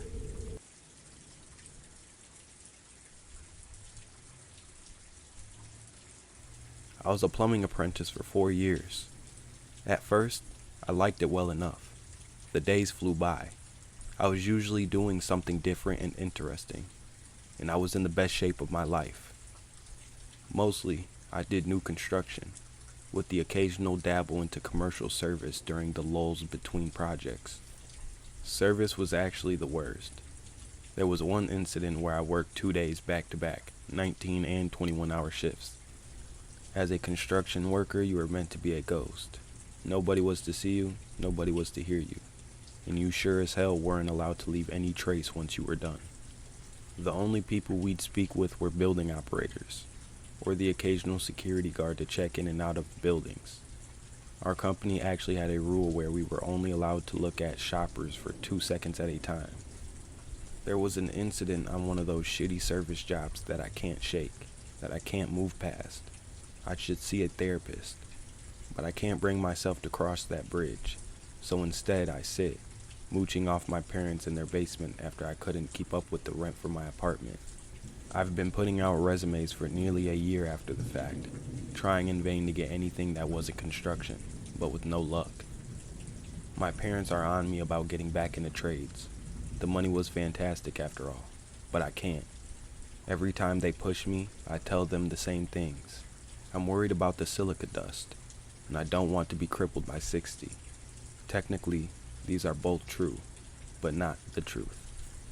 Like I said, I'm not willing to talk about this sort of thing with a shrink, or my parents, or even my girlfriend at the time, who is now my beautiful wife.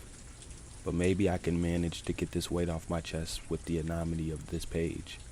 I have to try. Anyway, bear with me. I'll try to keep the ranting to a minimum. For a while I was working at an Amazon data center. It was a decent site, apart from the 50-minute drive to work and the gung-ho drywallers.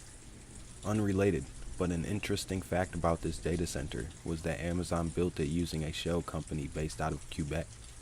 They had the wildest specifications I've ever seen in my life. I'm talking platinum-lined hot water tanks that took legitimately 4 months to ship. There was at least a dozen updated versions of the blueprints, and we'd have to tear out pipe that we installed months ago to adjust to the latest drawings. It was during one of these changes that the mechanical division of the site was stripped down to a skeleton crew for a month. Me and another apprentice, a 4th year, we'll call him Dave, were sent to work under a notoriously poor foreman who exclusively ran shitty jobs, no pun intended. I'd worked with Dave previously. I remember the guys hazing him about his teeth, which had a handful of silver caps. They used to call it his grill. The foreman had his job set up in the largest mall in the city. Some of the drainage in the crawl space beneath the food court had corroded to paper thinness. They decided that they wanted to convert the entire system from cast iron pipes to longer-lasting XFR. I met Dave there on the first night. As the most senior apprentice, he'd be in charge. There was another guy with him. I'm not sure if he bothered getting indentured or not. He was on a waiting list for an apprenticeship in the military from what I recall. We'll call him Sal. I worked with Sal before on a maintenance gig at an Amazon distribution center. They're insane if you ever get the chance to see the inside of one. Every night, starting at 10 p.m., we'd put our tools and material in an unused storefront that had been gutted, but never repurposed. It was sectioned off with construction fencing inside one of the mall entrances, and was accessible through a similarly cordoned off exterior entrance. Security never locked this particular entrance, though I don't know if it was to give us access to the mall or out of sheer compliant laziness. The place we'd set up shop with was a TD Bank in another life. Another life being somewhere between 5 to 10 years earlier. After completing our first walk around of the bank, we were thoroughly unimpressed. The tic-tac office cubbies were still full of stacked chairs and desks, but covered in a blanket of dust. There were 2 rooms with shattered glass panels that had clearly been slept in. Broken needles and bundles of filthy rags plugged the corners of these rooms like filthy nests, and they stayed vacant for the entire month we were there. No idea what happened to the folks who slept there. The only saving grace was that I had the chance to take a look at the huge vault door that had been left hanging open. So, I guess all in all, the experience evens out. Once we store our tools, we headed to the security office to check in for the night, and was met with a building operator who had organized the job in question. The guy was nice enough, and checking in with the security killed a good 20 minutes of the night, due to the meandering guards. Afterwards, we took an elevator up to the food court on the 2nd floor, and he walked us into the employees only area, between a Thai Express and a KFC. Behind the storefront was a long, narrow corridor with doors that access 5 or 6 of the restaurants from the rear. Overnights, the mall shut off the main lights, and left on lights that only gave off enough light to keep a janitor from an easy legal settlement. There were 2 access panels in the hallway. They were around 18 inches square and made of this bent steel plate that we had to pry up with a flathead. On top of the 2 entrances in the hallway, there were also access panels in Thai Express and KFC. After the building operator was done showing us all the spots where we could get beneath the food court, he left us to our work. When we actually pried open these latches, we weren't impressed, Dave in particular. What you should know about Dave is that he was a dramatic guy, prone to bouts of pessimism and grumbling. I'm embarrassed to say that we sometimes joked about being his suicide watch on job sites. The hatches revealed a step down that would bring the hallway floor up to our hips, but one in particular was half obstructed by a steel beam that cut right through the center of it. We had to squeeze past the beam onto our knees, then crawl backwards in order to actually get down onto our bellies. Between the structural beams, the space was okay, allowing you to scoot along on your hands and knees if you minded your back. But to get between these spaces, you needed to squirm beneath the beams, which measured to be anywhere between 12 and 8-inch gap, depending on which one we tried to get under. Wiggling my way through, I could just manage to squeeze through a 10-inch gap. This was good news because that meant we could actually access a quarter of the space, meaning we didn't have to swap those pipes out. The thing about these holes is, technically speaking, they qualified as a confined space, which none of us were trained to work inside. If you aren't familiar, a confined space is an area with limited ability to move in and out. Foreman in charge got around by calling this an interstitial place, a term which I'd never heard before. All I knew is that crawling onto the dark, filthy crawl space was the last thing I ever wanted to do. The dread I felt peering into that hole is difficult to properly explain. Subconsciously I knew that no matter what term they used to define that hole, I wanted nothing to do with it. Dave had a habit of calling things like this ignorant, which I don't think is quite the right term, but I agreed with this sentiment. To make things worse, a few members of the night staff were creepy as hell. There was this one guy in particular that kept trying to climb into the hole with us. We physically had to stop him from diving in. I don't know what was going on in that guy's personal life, but someone should probably check up on him. There was another janitor who would watch us from around a corner while we worked. Occasionally, when we climbed out of the hole, something would feel off, and we'd look over and see this guy peeking around the corner at us, like something out of The Grudge. On a particular day, Dave asked this guy what the hell his problem was. Janitor didn't say a word, just kept staring, his mop clutched in hand like a spear.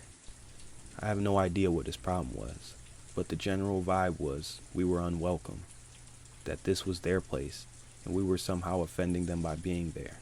Mostly, we tried to keep our heads down. It took a while, but we eventually settled onto a routine.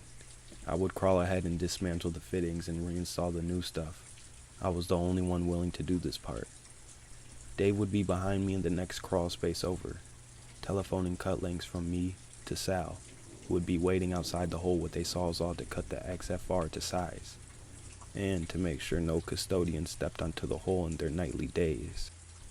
At minimum, we needed to cut the lengths in half as we could only jam a 6 feet piece down the hole at most, and only then if we persuaded it with our feet. The entire time we were suited up in disposable Tyvek suits and oversized plastic gloves that made it look like your hands were melting. Crawling across the floor of the crawl space would coat your belly in a black, rancid grease that smelt like shit and bring you within kissing distance of several mummified mice. One was so petrified that we thought it was a lizard skeleton at first. We named it Riley. We ended up rolling sheets of poly down the spaces to cut down on the stickage. More than once, if one of us weren't quite on the plastic sheet, we'd have to peel an elbow or knee off the floor with this disgusting, stretchy squelching sound. We also realized that these crawl spaces were full of abandoned construction material, rusted tools and consumables. Whoever had been in this space last hadn't wasted any time crawling out when things were wrapped up, apparently if they'd even finished their job. Most peculiar was this heap of rags that marinated some 20 feet away from us. It wasn't accessible just yet, but more on that later. The first few days passed without any real incident, past belly aching and a sinus infection. If it wasn't even an hour into our shift in question when things took a turn. I was deep in the hole beneath the KFC, pushing some of my tools in front of me in a painter's tray, as my tool bag wouldn't fit beneath the beams. I was dragging a rechargeable work light, using it to scout for dead mice and protruding nails in my path. The whole place smelled like burnt grease and the air tasted like dust when you made the mistake of breathing. As I reached the pea trap I'd be cutting out, the light went out. Now at this point I wasn't really afraid as so much I was pissed off. Cursing, I shouted back to the hole for Dave to bring me his light. The strangest thing was that the battery indicator told me that the light had a full charge, but for whatever reason it wouldn't turn back on, no matter how angrily I pressed the switch. I laid there in the dark like a corpse in a coffin, on my back. Hands clasped on my stomach as I waited for the replacement light. I was uneasy in an irrational way. There was an undeniable shiver creeping into my bones, the type you get when you have a fever, when you're lying there soaked through in your own sweat and your body feels wrong. That chill that doesn't go away when you squirm beneath the blankets. There was a sound, like the muffled sigh of laundry being slowly poured from a hamper. My skin was prickling with goosebumps and my breath caught somewhere in my chest. I felt that same offness that I felt when I could sense the peeking janitor was nearby, but hadn't yet been seen. The offness of being observed. This smell had taken to the air, like decaying meat. I could hear a wet shuffling, the same sound I heard when we crawled around, and breathing, like the panting of a dog in heat. I don't know the sort of yelp or shout I made, but I do remember it sticking in my throat on the way out. I felt like I've been doused in ice-cold water. The sharp twist of fear shot from my heart to my boys, who puckered so hard that, for one long second, I may have had an innie instead of an outie. Light flooded the crawl space from the panel as Dave lowered himself into the hole with a dramatic groan. As the light washed over me, I could see that apart from Dave, I was alone. When I borrowed the light from him, I remembered craning my neck, trying to peer beneath the beams into the adjacent spaces. The only thing that stuck out to me was that mysterious pile of crusty rags just a few spaces over. There's two things you never admit when you're working in trades. First, you never admit that the crew left an hour early on Fridays to go for drinks. Second, you never admit when you're afraid. When Dave quizzed me on the shout, I lied through my teeth. I wish I could go back and confess the truth, but we're just way past that point now. Too little, too late. Now that I was hyper alert, I kept a wary eye on the rag pile while I worked. I became aware of this feeling in this space that I overlooked before. It felt disdain, or maybe irrational. The closest feeling I could think to compare it to is when you're walking on eggshells around someone with a temper. The feeling that one wrong move could set off the powder keg. A few hours after what I'm going to tentatively call my first encounter with this entity, I was beginning to try to rationalize the experience in my head. I remember sitting on a broken milk crate in that hallway, drinking one of those monsters that came in that canister-looking container. I was trying to process what it is that happened. I was a pretty skeptical guy at the time, so I was exploring the possibility that I'd imagined the sound, or that it had belonged to something mechanical, like maybe one of the walk-in freezers that Thai Express had overhead. The only thing that was keeping me from fully embracing that theory was that my light had started working again. Dave had passed my light up from the hole to Sal to have a look at it. At the time, I got past this by reminding myself that they were fairly cheap lights, given to us as a peace offering by the foreman. It was certainly possible that it had just took a shit on us for a few minutes. That isn't the prevailing theory in my head these days.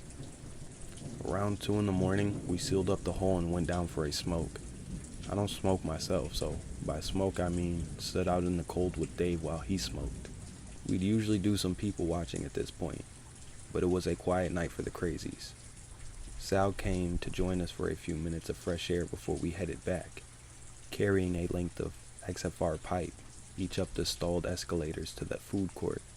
When I crawled back into the hole, I realized our lights were missing. During breaks, we kept what tools we had sealed up in the hole so that nobody could get at them, which until now hadn't been a problem.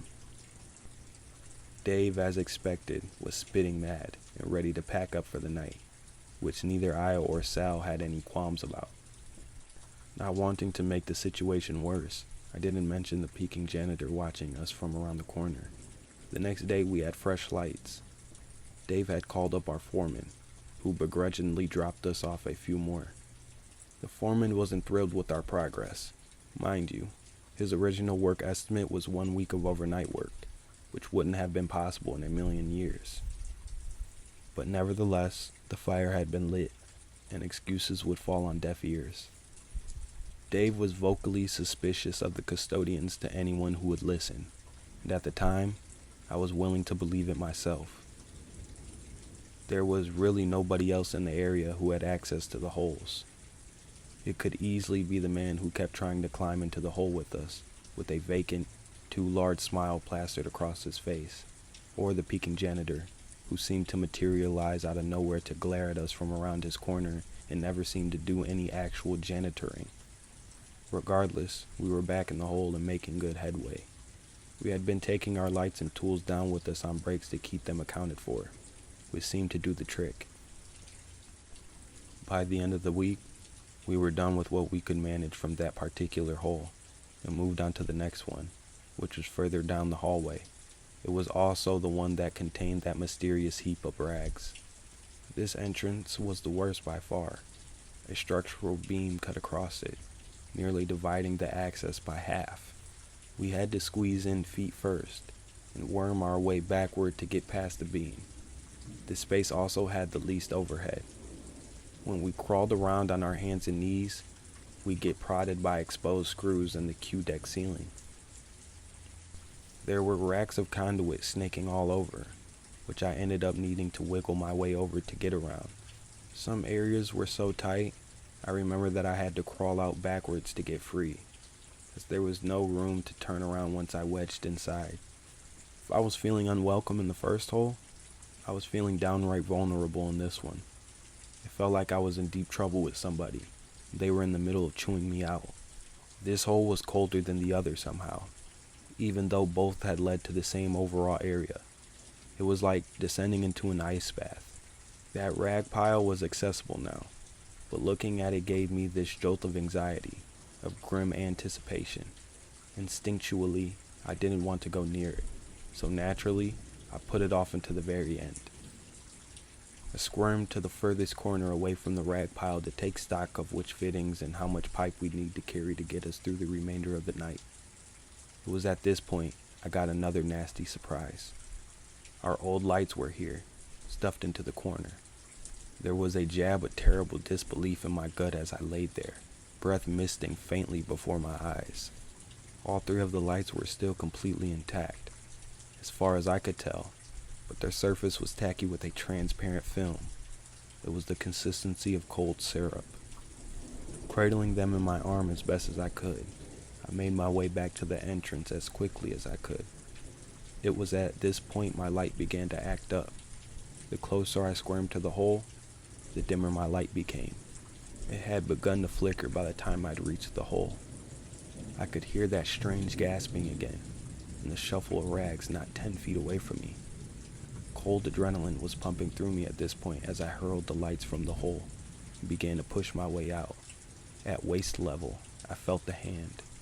I shouted as it dragged me backward sharply, ripping my suit on the edge of the hole and twisting my foot sharply, nearly to the breaking point. My lower back seized from the sudden yank, where my body had snagged the hole. I caught the edges of the hole by my arms, bracing by my armpits as it pulled again, sending another painful ripple shooting through my back and leg. Dave and Sal, now concerned, grabbed a hold of me and wrenched me out of the hole together. It dropped me. I scrambled back from the hole, nursing my back with the palm of my hand, gasping and recoiling in pain. The metallic tang of blood lingered in my mouth. I'd bit my tongue when I'd been yanked backwards. Despite Dave's insistence that I'd just gotten caught on something, I stormed off, grabbed my tools, and limped home, leaving Sal and Dave to deal with the hole alone. When I got home, I checked myself in the mirror as best as I could. Already, an ugly purple welt had formed on my lower back, where I'd been thrashed against the side of the hole. This particular injury ended up bothering me for months after the fact. It felt like I was constantly holding my breath, afraid to move. I'd started squatting instead of bending over to avoid the fireworks of pain that would erupt at seemingly a moment's notice. I don't know if you've ever had a lower back injury, but it's some of the worst physical pain that you can experience. My knee, on the other hand, had swollen up and was tender to walk on, but the worst of it subsided overnight. The next day, the foreman called me, chewing me out for walking away the night before. Dave had ratted me out for the moment I had left. I told him that I wasn't going back in that hole, that he'd need to send me to a different job site. That prick flat out refused, distinctly telling me to suck it up, and that I'd better get back in the mall or start looking for another job. I wish I could say that I'd stood my ground and told him to go fuck himself, but I just moved into my first apartment ever. Hell, I wasn't even properly moved in yet. I still slept on a mattress on the floor. I knew that I didn't have enough money in reserve for rent if I didn't have some form of work. Caught between the threat of losing the apartment and the prospect of climbing into the hole again, I caved, on the condition that I would be the one cutting material outside of the hole. That night I pulled into the nearly empty parking lot, beside Sal and Dave's vehicle, where we usually met before the shift. Truthfully, I was slightly late and wasn't surprised to see that their vehicles were already empty. Gingerly, I carried my tools to our lockup in the vacant bank, dropped them off and hurried back to check in. When I got to security, I ended up getting an earful from the on-duty guard, a severe-looking woman in her 60s with gray hair and an impressively long philtrum. Dave and Sal had forgotten to close the panel when we left last night.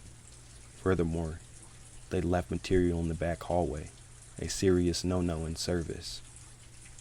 After assuring her several times that I'd left early that night but would inform the guys, I escaped up the elevator and headed to the back hallway. I was nervous, to say the least, not just because of whatever was happening in that hole, but because I wasn't great with conflict in general. Already my stomach was churning and my mind racing with excuses and ways to diffuse the awkwardness of the incoming dialogue. I settled on breaking the ice with a good-natured jab about them leaving their tools out, although I'm sure Dave already had gotten an earful from our foreman after he'd gotten home. The good thing about Dave was that he cooled off quickly. Sal, on the other hand, didn't care to begin with. In the hallway, they'd resealed the panel and pushed our pipe against the side of the hall, the bare minimum distance they needed to clear the hallways. Dave's pack-out was already backed against the wall and unlocked, but neither he nor Sal were anywhere to be seen. A dread crept over me, clenching my chest in its icy fist. I pulled out my phone, pacing. I punched Dave's number into my phone, trying to fight the spindly goosebumps working their way up my spine. The call tone sounded twice, then I heard it.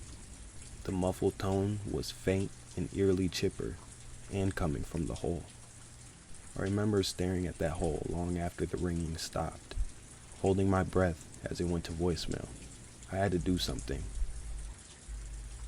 Heart racing, I went to Dave's toolbox and extracted a flathead screwdriver. I'd call emergency services once I was certain. Summoning what courage I could, I stabbed the flathead beneath the panel and lifted it clear. It was too dark to make out much from the outside. I called out Dave's name as loudly as I dared. Moments passed at a snail's pace, and just as relief started to flood through me, I heard Dave's blood-curdling howl. I still hear it sometimes, as if it's part of me now. "Help! I'm stuck! I'm fucking stuck!" Dave's voice was pained and frantic, as if he were fighting back tears. It scared the hell out of me. Every instinct was screaming at me, begging me to stay away from the hole, to run as far as I could and never look back, but I couldn't leave him there. If it were me stuck in the hole, I'd want to get out ASAP. There was no telling how long he'd been down there, maybe since last night. At that moment, all reason flooded out of me like a glass of prune juice. If I hadn't made this one decision, I'd still probably be able to sleep at night. I'd be able to take my eyes off the shadows. There wouldn't be any panic attacks. In short, I'd still be myself. But I made the choice to go in after Dave. I squeezed into the hole, gasping as my back protested the maneuver, holding the flathead close like a dagger. The flashlight on my phone wasn't great, but it was enough to work with. Swiveling it around, I scanned the crawl space, pulse pounding in my ears.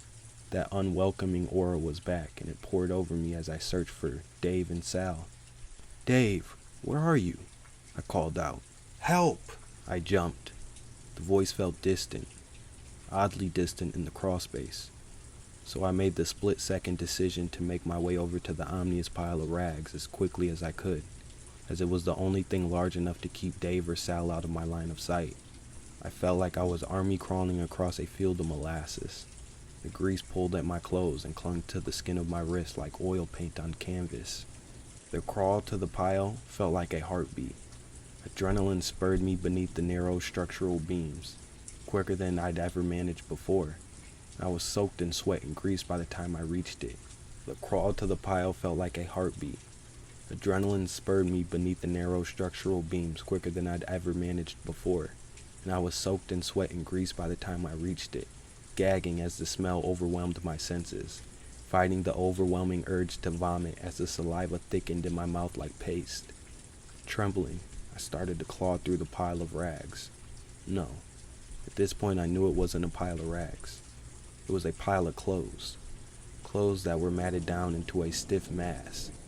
They held their shape as I peeled them off, despite being saturated with grease. I felt my fingers brush against something hard inside the pile. Pinching it, I wrenched the object free and examined it under the dim light from my phone. It was a tooth, still tacky with blood and capped with silver. Dave's tooth. I threw up. My body shuddered as I vomited again and again, spilling my stomach's content over the pile of rags, my back curling like a cat. I could feel my stomach acid spill into my throat, burning me, choking me to the point of tears, and flooding out my face. "Help! I'm stuck! I'm fucking stuck!" It grabbed me roughly by the boots and yanked me hard away from the rags. Helped by the wet layer of grease coating the ground, by some miracle, I got jammed beneath a structural beam that I was too big to fit beneath. And as I managed a hoarse scream that's tone soured in my throat, my chest fell and slipped me inch by inch further beneath the beam. Wrenching the breaths from my lungs, my head was spinning. I couldn't draw a breath and I flailed my feet frantically, kicking and pushing with everything I had, eyes cloudy with tears. The excited breathing returned. I could hear the giddy thing, barely able to contain itself. There was a sharp croak as my feet slipped from my work boot and the thing was thrown backward.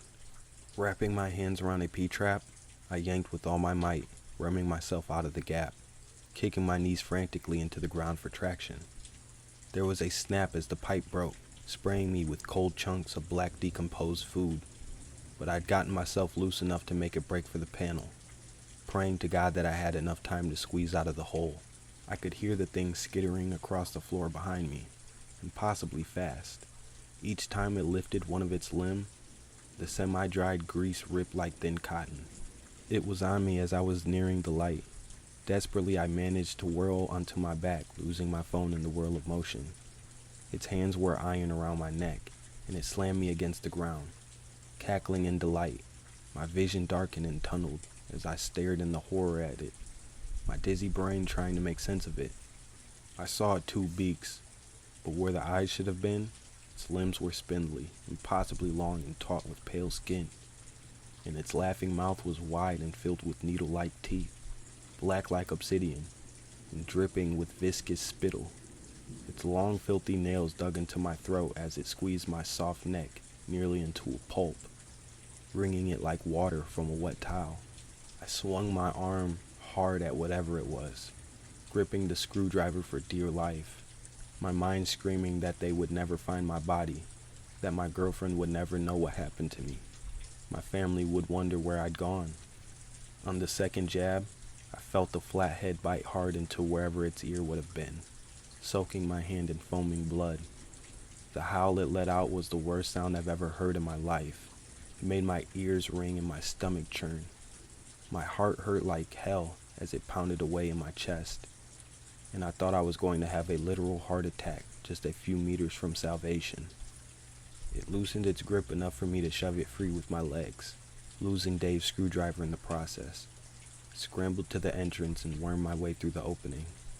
My back was in a lot of pain, and so hot I could barely keep my eyes from rolling back in my head. My throat was racked with a sputtering cough that made my head ache. As I clambered out, I realized I wasn't covered in grease like I thought. I was covered in blood. A hand shot out the hole, swinging, grabbing, and searching for me. The thing pressing itself hard against the opening in pursuit. I was on my feet in a heartbeat, racing for the exit by the dim lighting, listening to the thing pry itself from the hatch behind me, screaming furiously at me as I pushed my way through the swinging doors, slipping on the blood coating the bottom of my bare socks, and nearly losing my footing in what would have been a fatal fall. The doors burst open again behind me, punctuated by the hyena-like laughter as it pursued, on all four from the sounds of it, its long nails scrabbling against the tiles of the food court like a charging wolf, skittering and sliding with its impossible gangly long limbs. Its breath was ragged, seeping with fury, with hunger. As I reached the escalators, I barreled down, nearly spilling down in my haste. I heard it hesitate at the top before charging after me. I could smell its rancid scent bearing down on me. I made for the bank, exploding through the construction fencing and throwing open the glass doors, with the thing hot on my heels, biting, scratching, and howling with laughter. Broken glass bit into my socks and into the soles of my feet, adding my own blood to the cocktail. As I pounded through the debris into the dark of the bank, a plan formulating in my mind. It was just behind me. I could practically feel its hot, stagnant breath on the back of my neck, and with one last burst of adrenaline, I charged into the empty vault and yanked it shut, but it wouldn't close. It stuck, jammed on one of its horrible, pale hands. I could see its rotten nails squeezing the vault door, flesh peeking out from near the cuticles, and jagged like crumpled paper. I jammed my foot against the wall and pulled hard. My back howled in pain, and my vision went black. There was a deafening squeal as the door shifted, then silence. I don't know how long I was in the vault for, waiting for that thing to get inside and throttle me to death. By all rights, I should have died in that vault, but security had found my bloody footprints on one of their walkthroughs and traced it to the vault. When they got it open, I was looking at some unimpressed police officers and the woman from the security desk. The next 2 weeks were absolute hell for me, and I don't think I slept more than a sporadic hour or two at night. I had a laundry list of meetings, interrogations, evaluations, interviews. By the end of it all, I was more tired than I'd ever been in my life.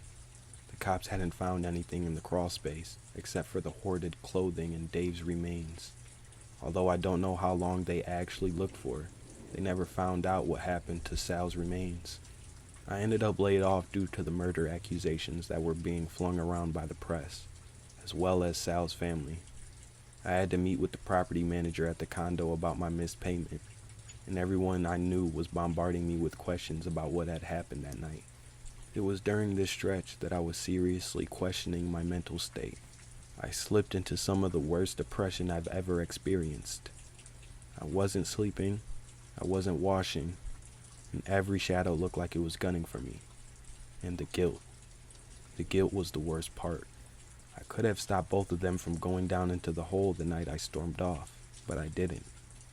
The thought haunts me day in and day out, and I can't tell another soul, except for you. The most troubling thing for me has been the missing thing. Whatever it was, no trace had turned up of it that I'm aware of. The last I'd seen it, it was in the abandoned bank. As much as I hated the thought, it could have gone anywhere from there. It could be miles away. It could have set up shop in the boiler room beneath the bank, or more irrationally, I find myself wondering if it could have my scent somehow. All I know is as I write this message to you, the doors are locked, the curtains drawn, and a hammer close at hand. I don't think I'll ever go back to where I was, but this has been nice.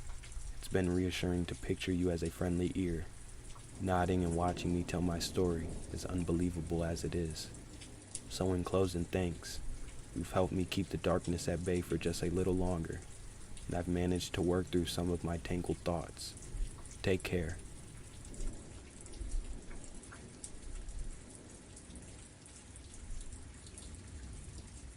I really used to love jogging at night. I had never been someone you would imagine as the picture of physical health. Throughout my career, working as an actuary, I spent most of my week sitting on a chair, poring over an endless stream of spreadsheets and sipping on coffee with an unholy amount of cream. On the weekends, I would binge whatever new hit shows were released on the plethora of streaming platforms I subscribed to. All in all, I never considered what effect my lifestyle would have on my health. That all changed last winter. I was helping my mother move furniture for a garage sale when I felt an intense pain in my chest. I didn't think much of it at first, but as the pain worsened, I realized that the unimaginable was happening. After a short ambulance ride and a long hospital stay, I was given the good news. I was a lucky man. I had survived a heart attack. But considering I had a BMI of 41 by my 42nd birthday, I knew I had to make a change. Ever since that horrible day, I have been focused on my health, almost to a flaw. I diet, go to the gym every other day, and even use a standing desk at my office. I've honestly never felt so confident, especially now that I've lost 50 pounds since last year. As a part of this change, I've made a ritual of going for a 2-mile run every Friday night to help clear my mind after work. Just running through the park near my urban apartment always gives me a sense of clarity, a perspective that helps me center myself. This Friday started like any other. I grabbed my running shoes and earbuds and set my smartwatch to time my run before jogging out the door. Usually, I listen to ambient music and soft instrumentals to contribute to the meditative nature of the run. But as I started down my route, silence greeted me. Not willing to stop my exercise to see what the issue was, I popped out my earbuds, deciding the silence of the night would be an acceptable alternative. It was a clear, beautiful night, the moon peeking shyly through a layer of dark clouds. It was providing a pale glow to accompany the harsh light provided by the electric lamps lining the running path. It was only 8 p.m. when I started the run, but the stars had already begun to twinkle overhead, barely visible with the ambient glow of the city underneath. The repetitive crunch of my shoes on the concrete began to lull me into a trance. With a sudden awareness, I realized that my path was blocked by the form of a man. He was tall, taller than me at least by a foot, and seemed to be wearing some sort of dark trench coat, or cloak that obscured his body. I slowed to a walk as I drew nearer, the moon reflecting dully off his black matted hair. He stared at me, pupils so wide it was as if his eyes were chips of obsidian buried in his skull. By this point, there were 5 feet between us. The man stared at me, turning his head from one side to the other. I could feel my pulse quickening. but not because of the cardio workout, but rather from a sudden fear that gripped me. I didn't know what to say, so I lamely called out, "Hey there!" The man didn't respond, but began to shake his head vigorously, convulsing rapidly, as I stood there completely unsure of what to do and frozen by a sudden fear. I noticed some odd features of this stranger blocking my way. His hands moved almost non-stop, passing back and forth under the blanket he wore like a cape, scratching frantically at his legs. He was muttering under his breath, something I could not understand, despite straining to hear. I realized this man was likely having a mental crisis, or maybe suffering from some sort of drug overdose. Despite that, I couldn't help but feel terrified by the stiff, unnatural way he moved, as if he was being twisted and contorted by an invisible puppeteer. I reached into my pocket and retrieved my cell phone, trying to dial 911 to hopefully get an ambulance here. But the moment I took my eyes off the stranger, I heard an immediate shuffle of movement, and when I looked up, the man was simply gone without a trace. I shuddered, suddenly aware of how impenetrable the darkness off to the sides of the trail was. I decided to cut my run short, turning around to run back the way I had came along the park trail. As I ran, I strained to listen for any sounds that would indicate I was being followed, but was greeted only by the dull thud of my own feet on the pavement. With my head on a swivel, I worked my way back to the apartment building, punching the code into the gate at the stairwell before heading up to my floor. After getting inside, I allowed myself time to process my experience, silently thanking whoever was watching out for me. Just when I thought the nightmare was over, I saw my doorknob begin to jiggle from the corner of my eye. Fortunately, the deadbolt stopped the would-be intruder, but as my veins filled with ice, I ran to look through the peephole. What greeted me was a pitch-black void, as though the world outside had been drained of all light. I thought that someone had covered the tiny window, when with a sudden motion, the darkness I gazed into blinked. I realized then, with a shock of fear, that I was looking into the eye of the man I had seen in the park. The wide, dilated pupils taking up the entirety of my door's minuscule peephole. I found myself transfixed, as I gazed with horror into his eye. With a sharp motion, the man pulled away from the door, and I could see him standing there on my welcome mat, his hands roving across his face as he frantically scratched and pulled on his skin. I could see blood beginning to drip down his nose and cheeks as he began to tear at his pale flesh. He didn't seem to feel any pain, just staring straight ahead as his fingernails cut deeply into his forehead. I fumbled for my phone, trying desperately to call for help. With a thunderclap, I jumped back from the door when I felt a sudden weight slam against it. I gave up trying to watch him through the peephole and just sat there on the phone with the dispatcher, wedging myself against the door. Help was on the way, but I wondered if he would be able to kick in the door before they got there. After a few minutes of silence passed, I slowly stood and cautiously looked through the peephole again, holding my breath. Once again, I was greeted with darkness, so I quickly ducked back down. I told the 911 operator that the man was still at my door, and she reassured me that the police were almost there. I sat barely daring to breathe as I listened to the officers arrive. When I heard them at my door, I shakily stood and threw the door open in a rush. The rest of my night was spent answering the cops' questions and filling out a witness statement as they assured me that they would investigate it thoroughly. After all, the sergeant said, we have plenty of DNA evidence. What do you mean? I said. With a knowing look to his partner, the officer stood and gestured for me to step outside into the landing in front of my apartment.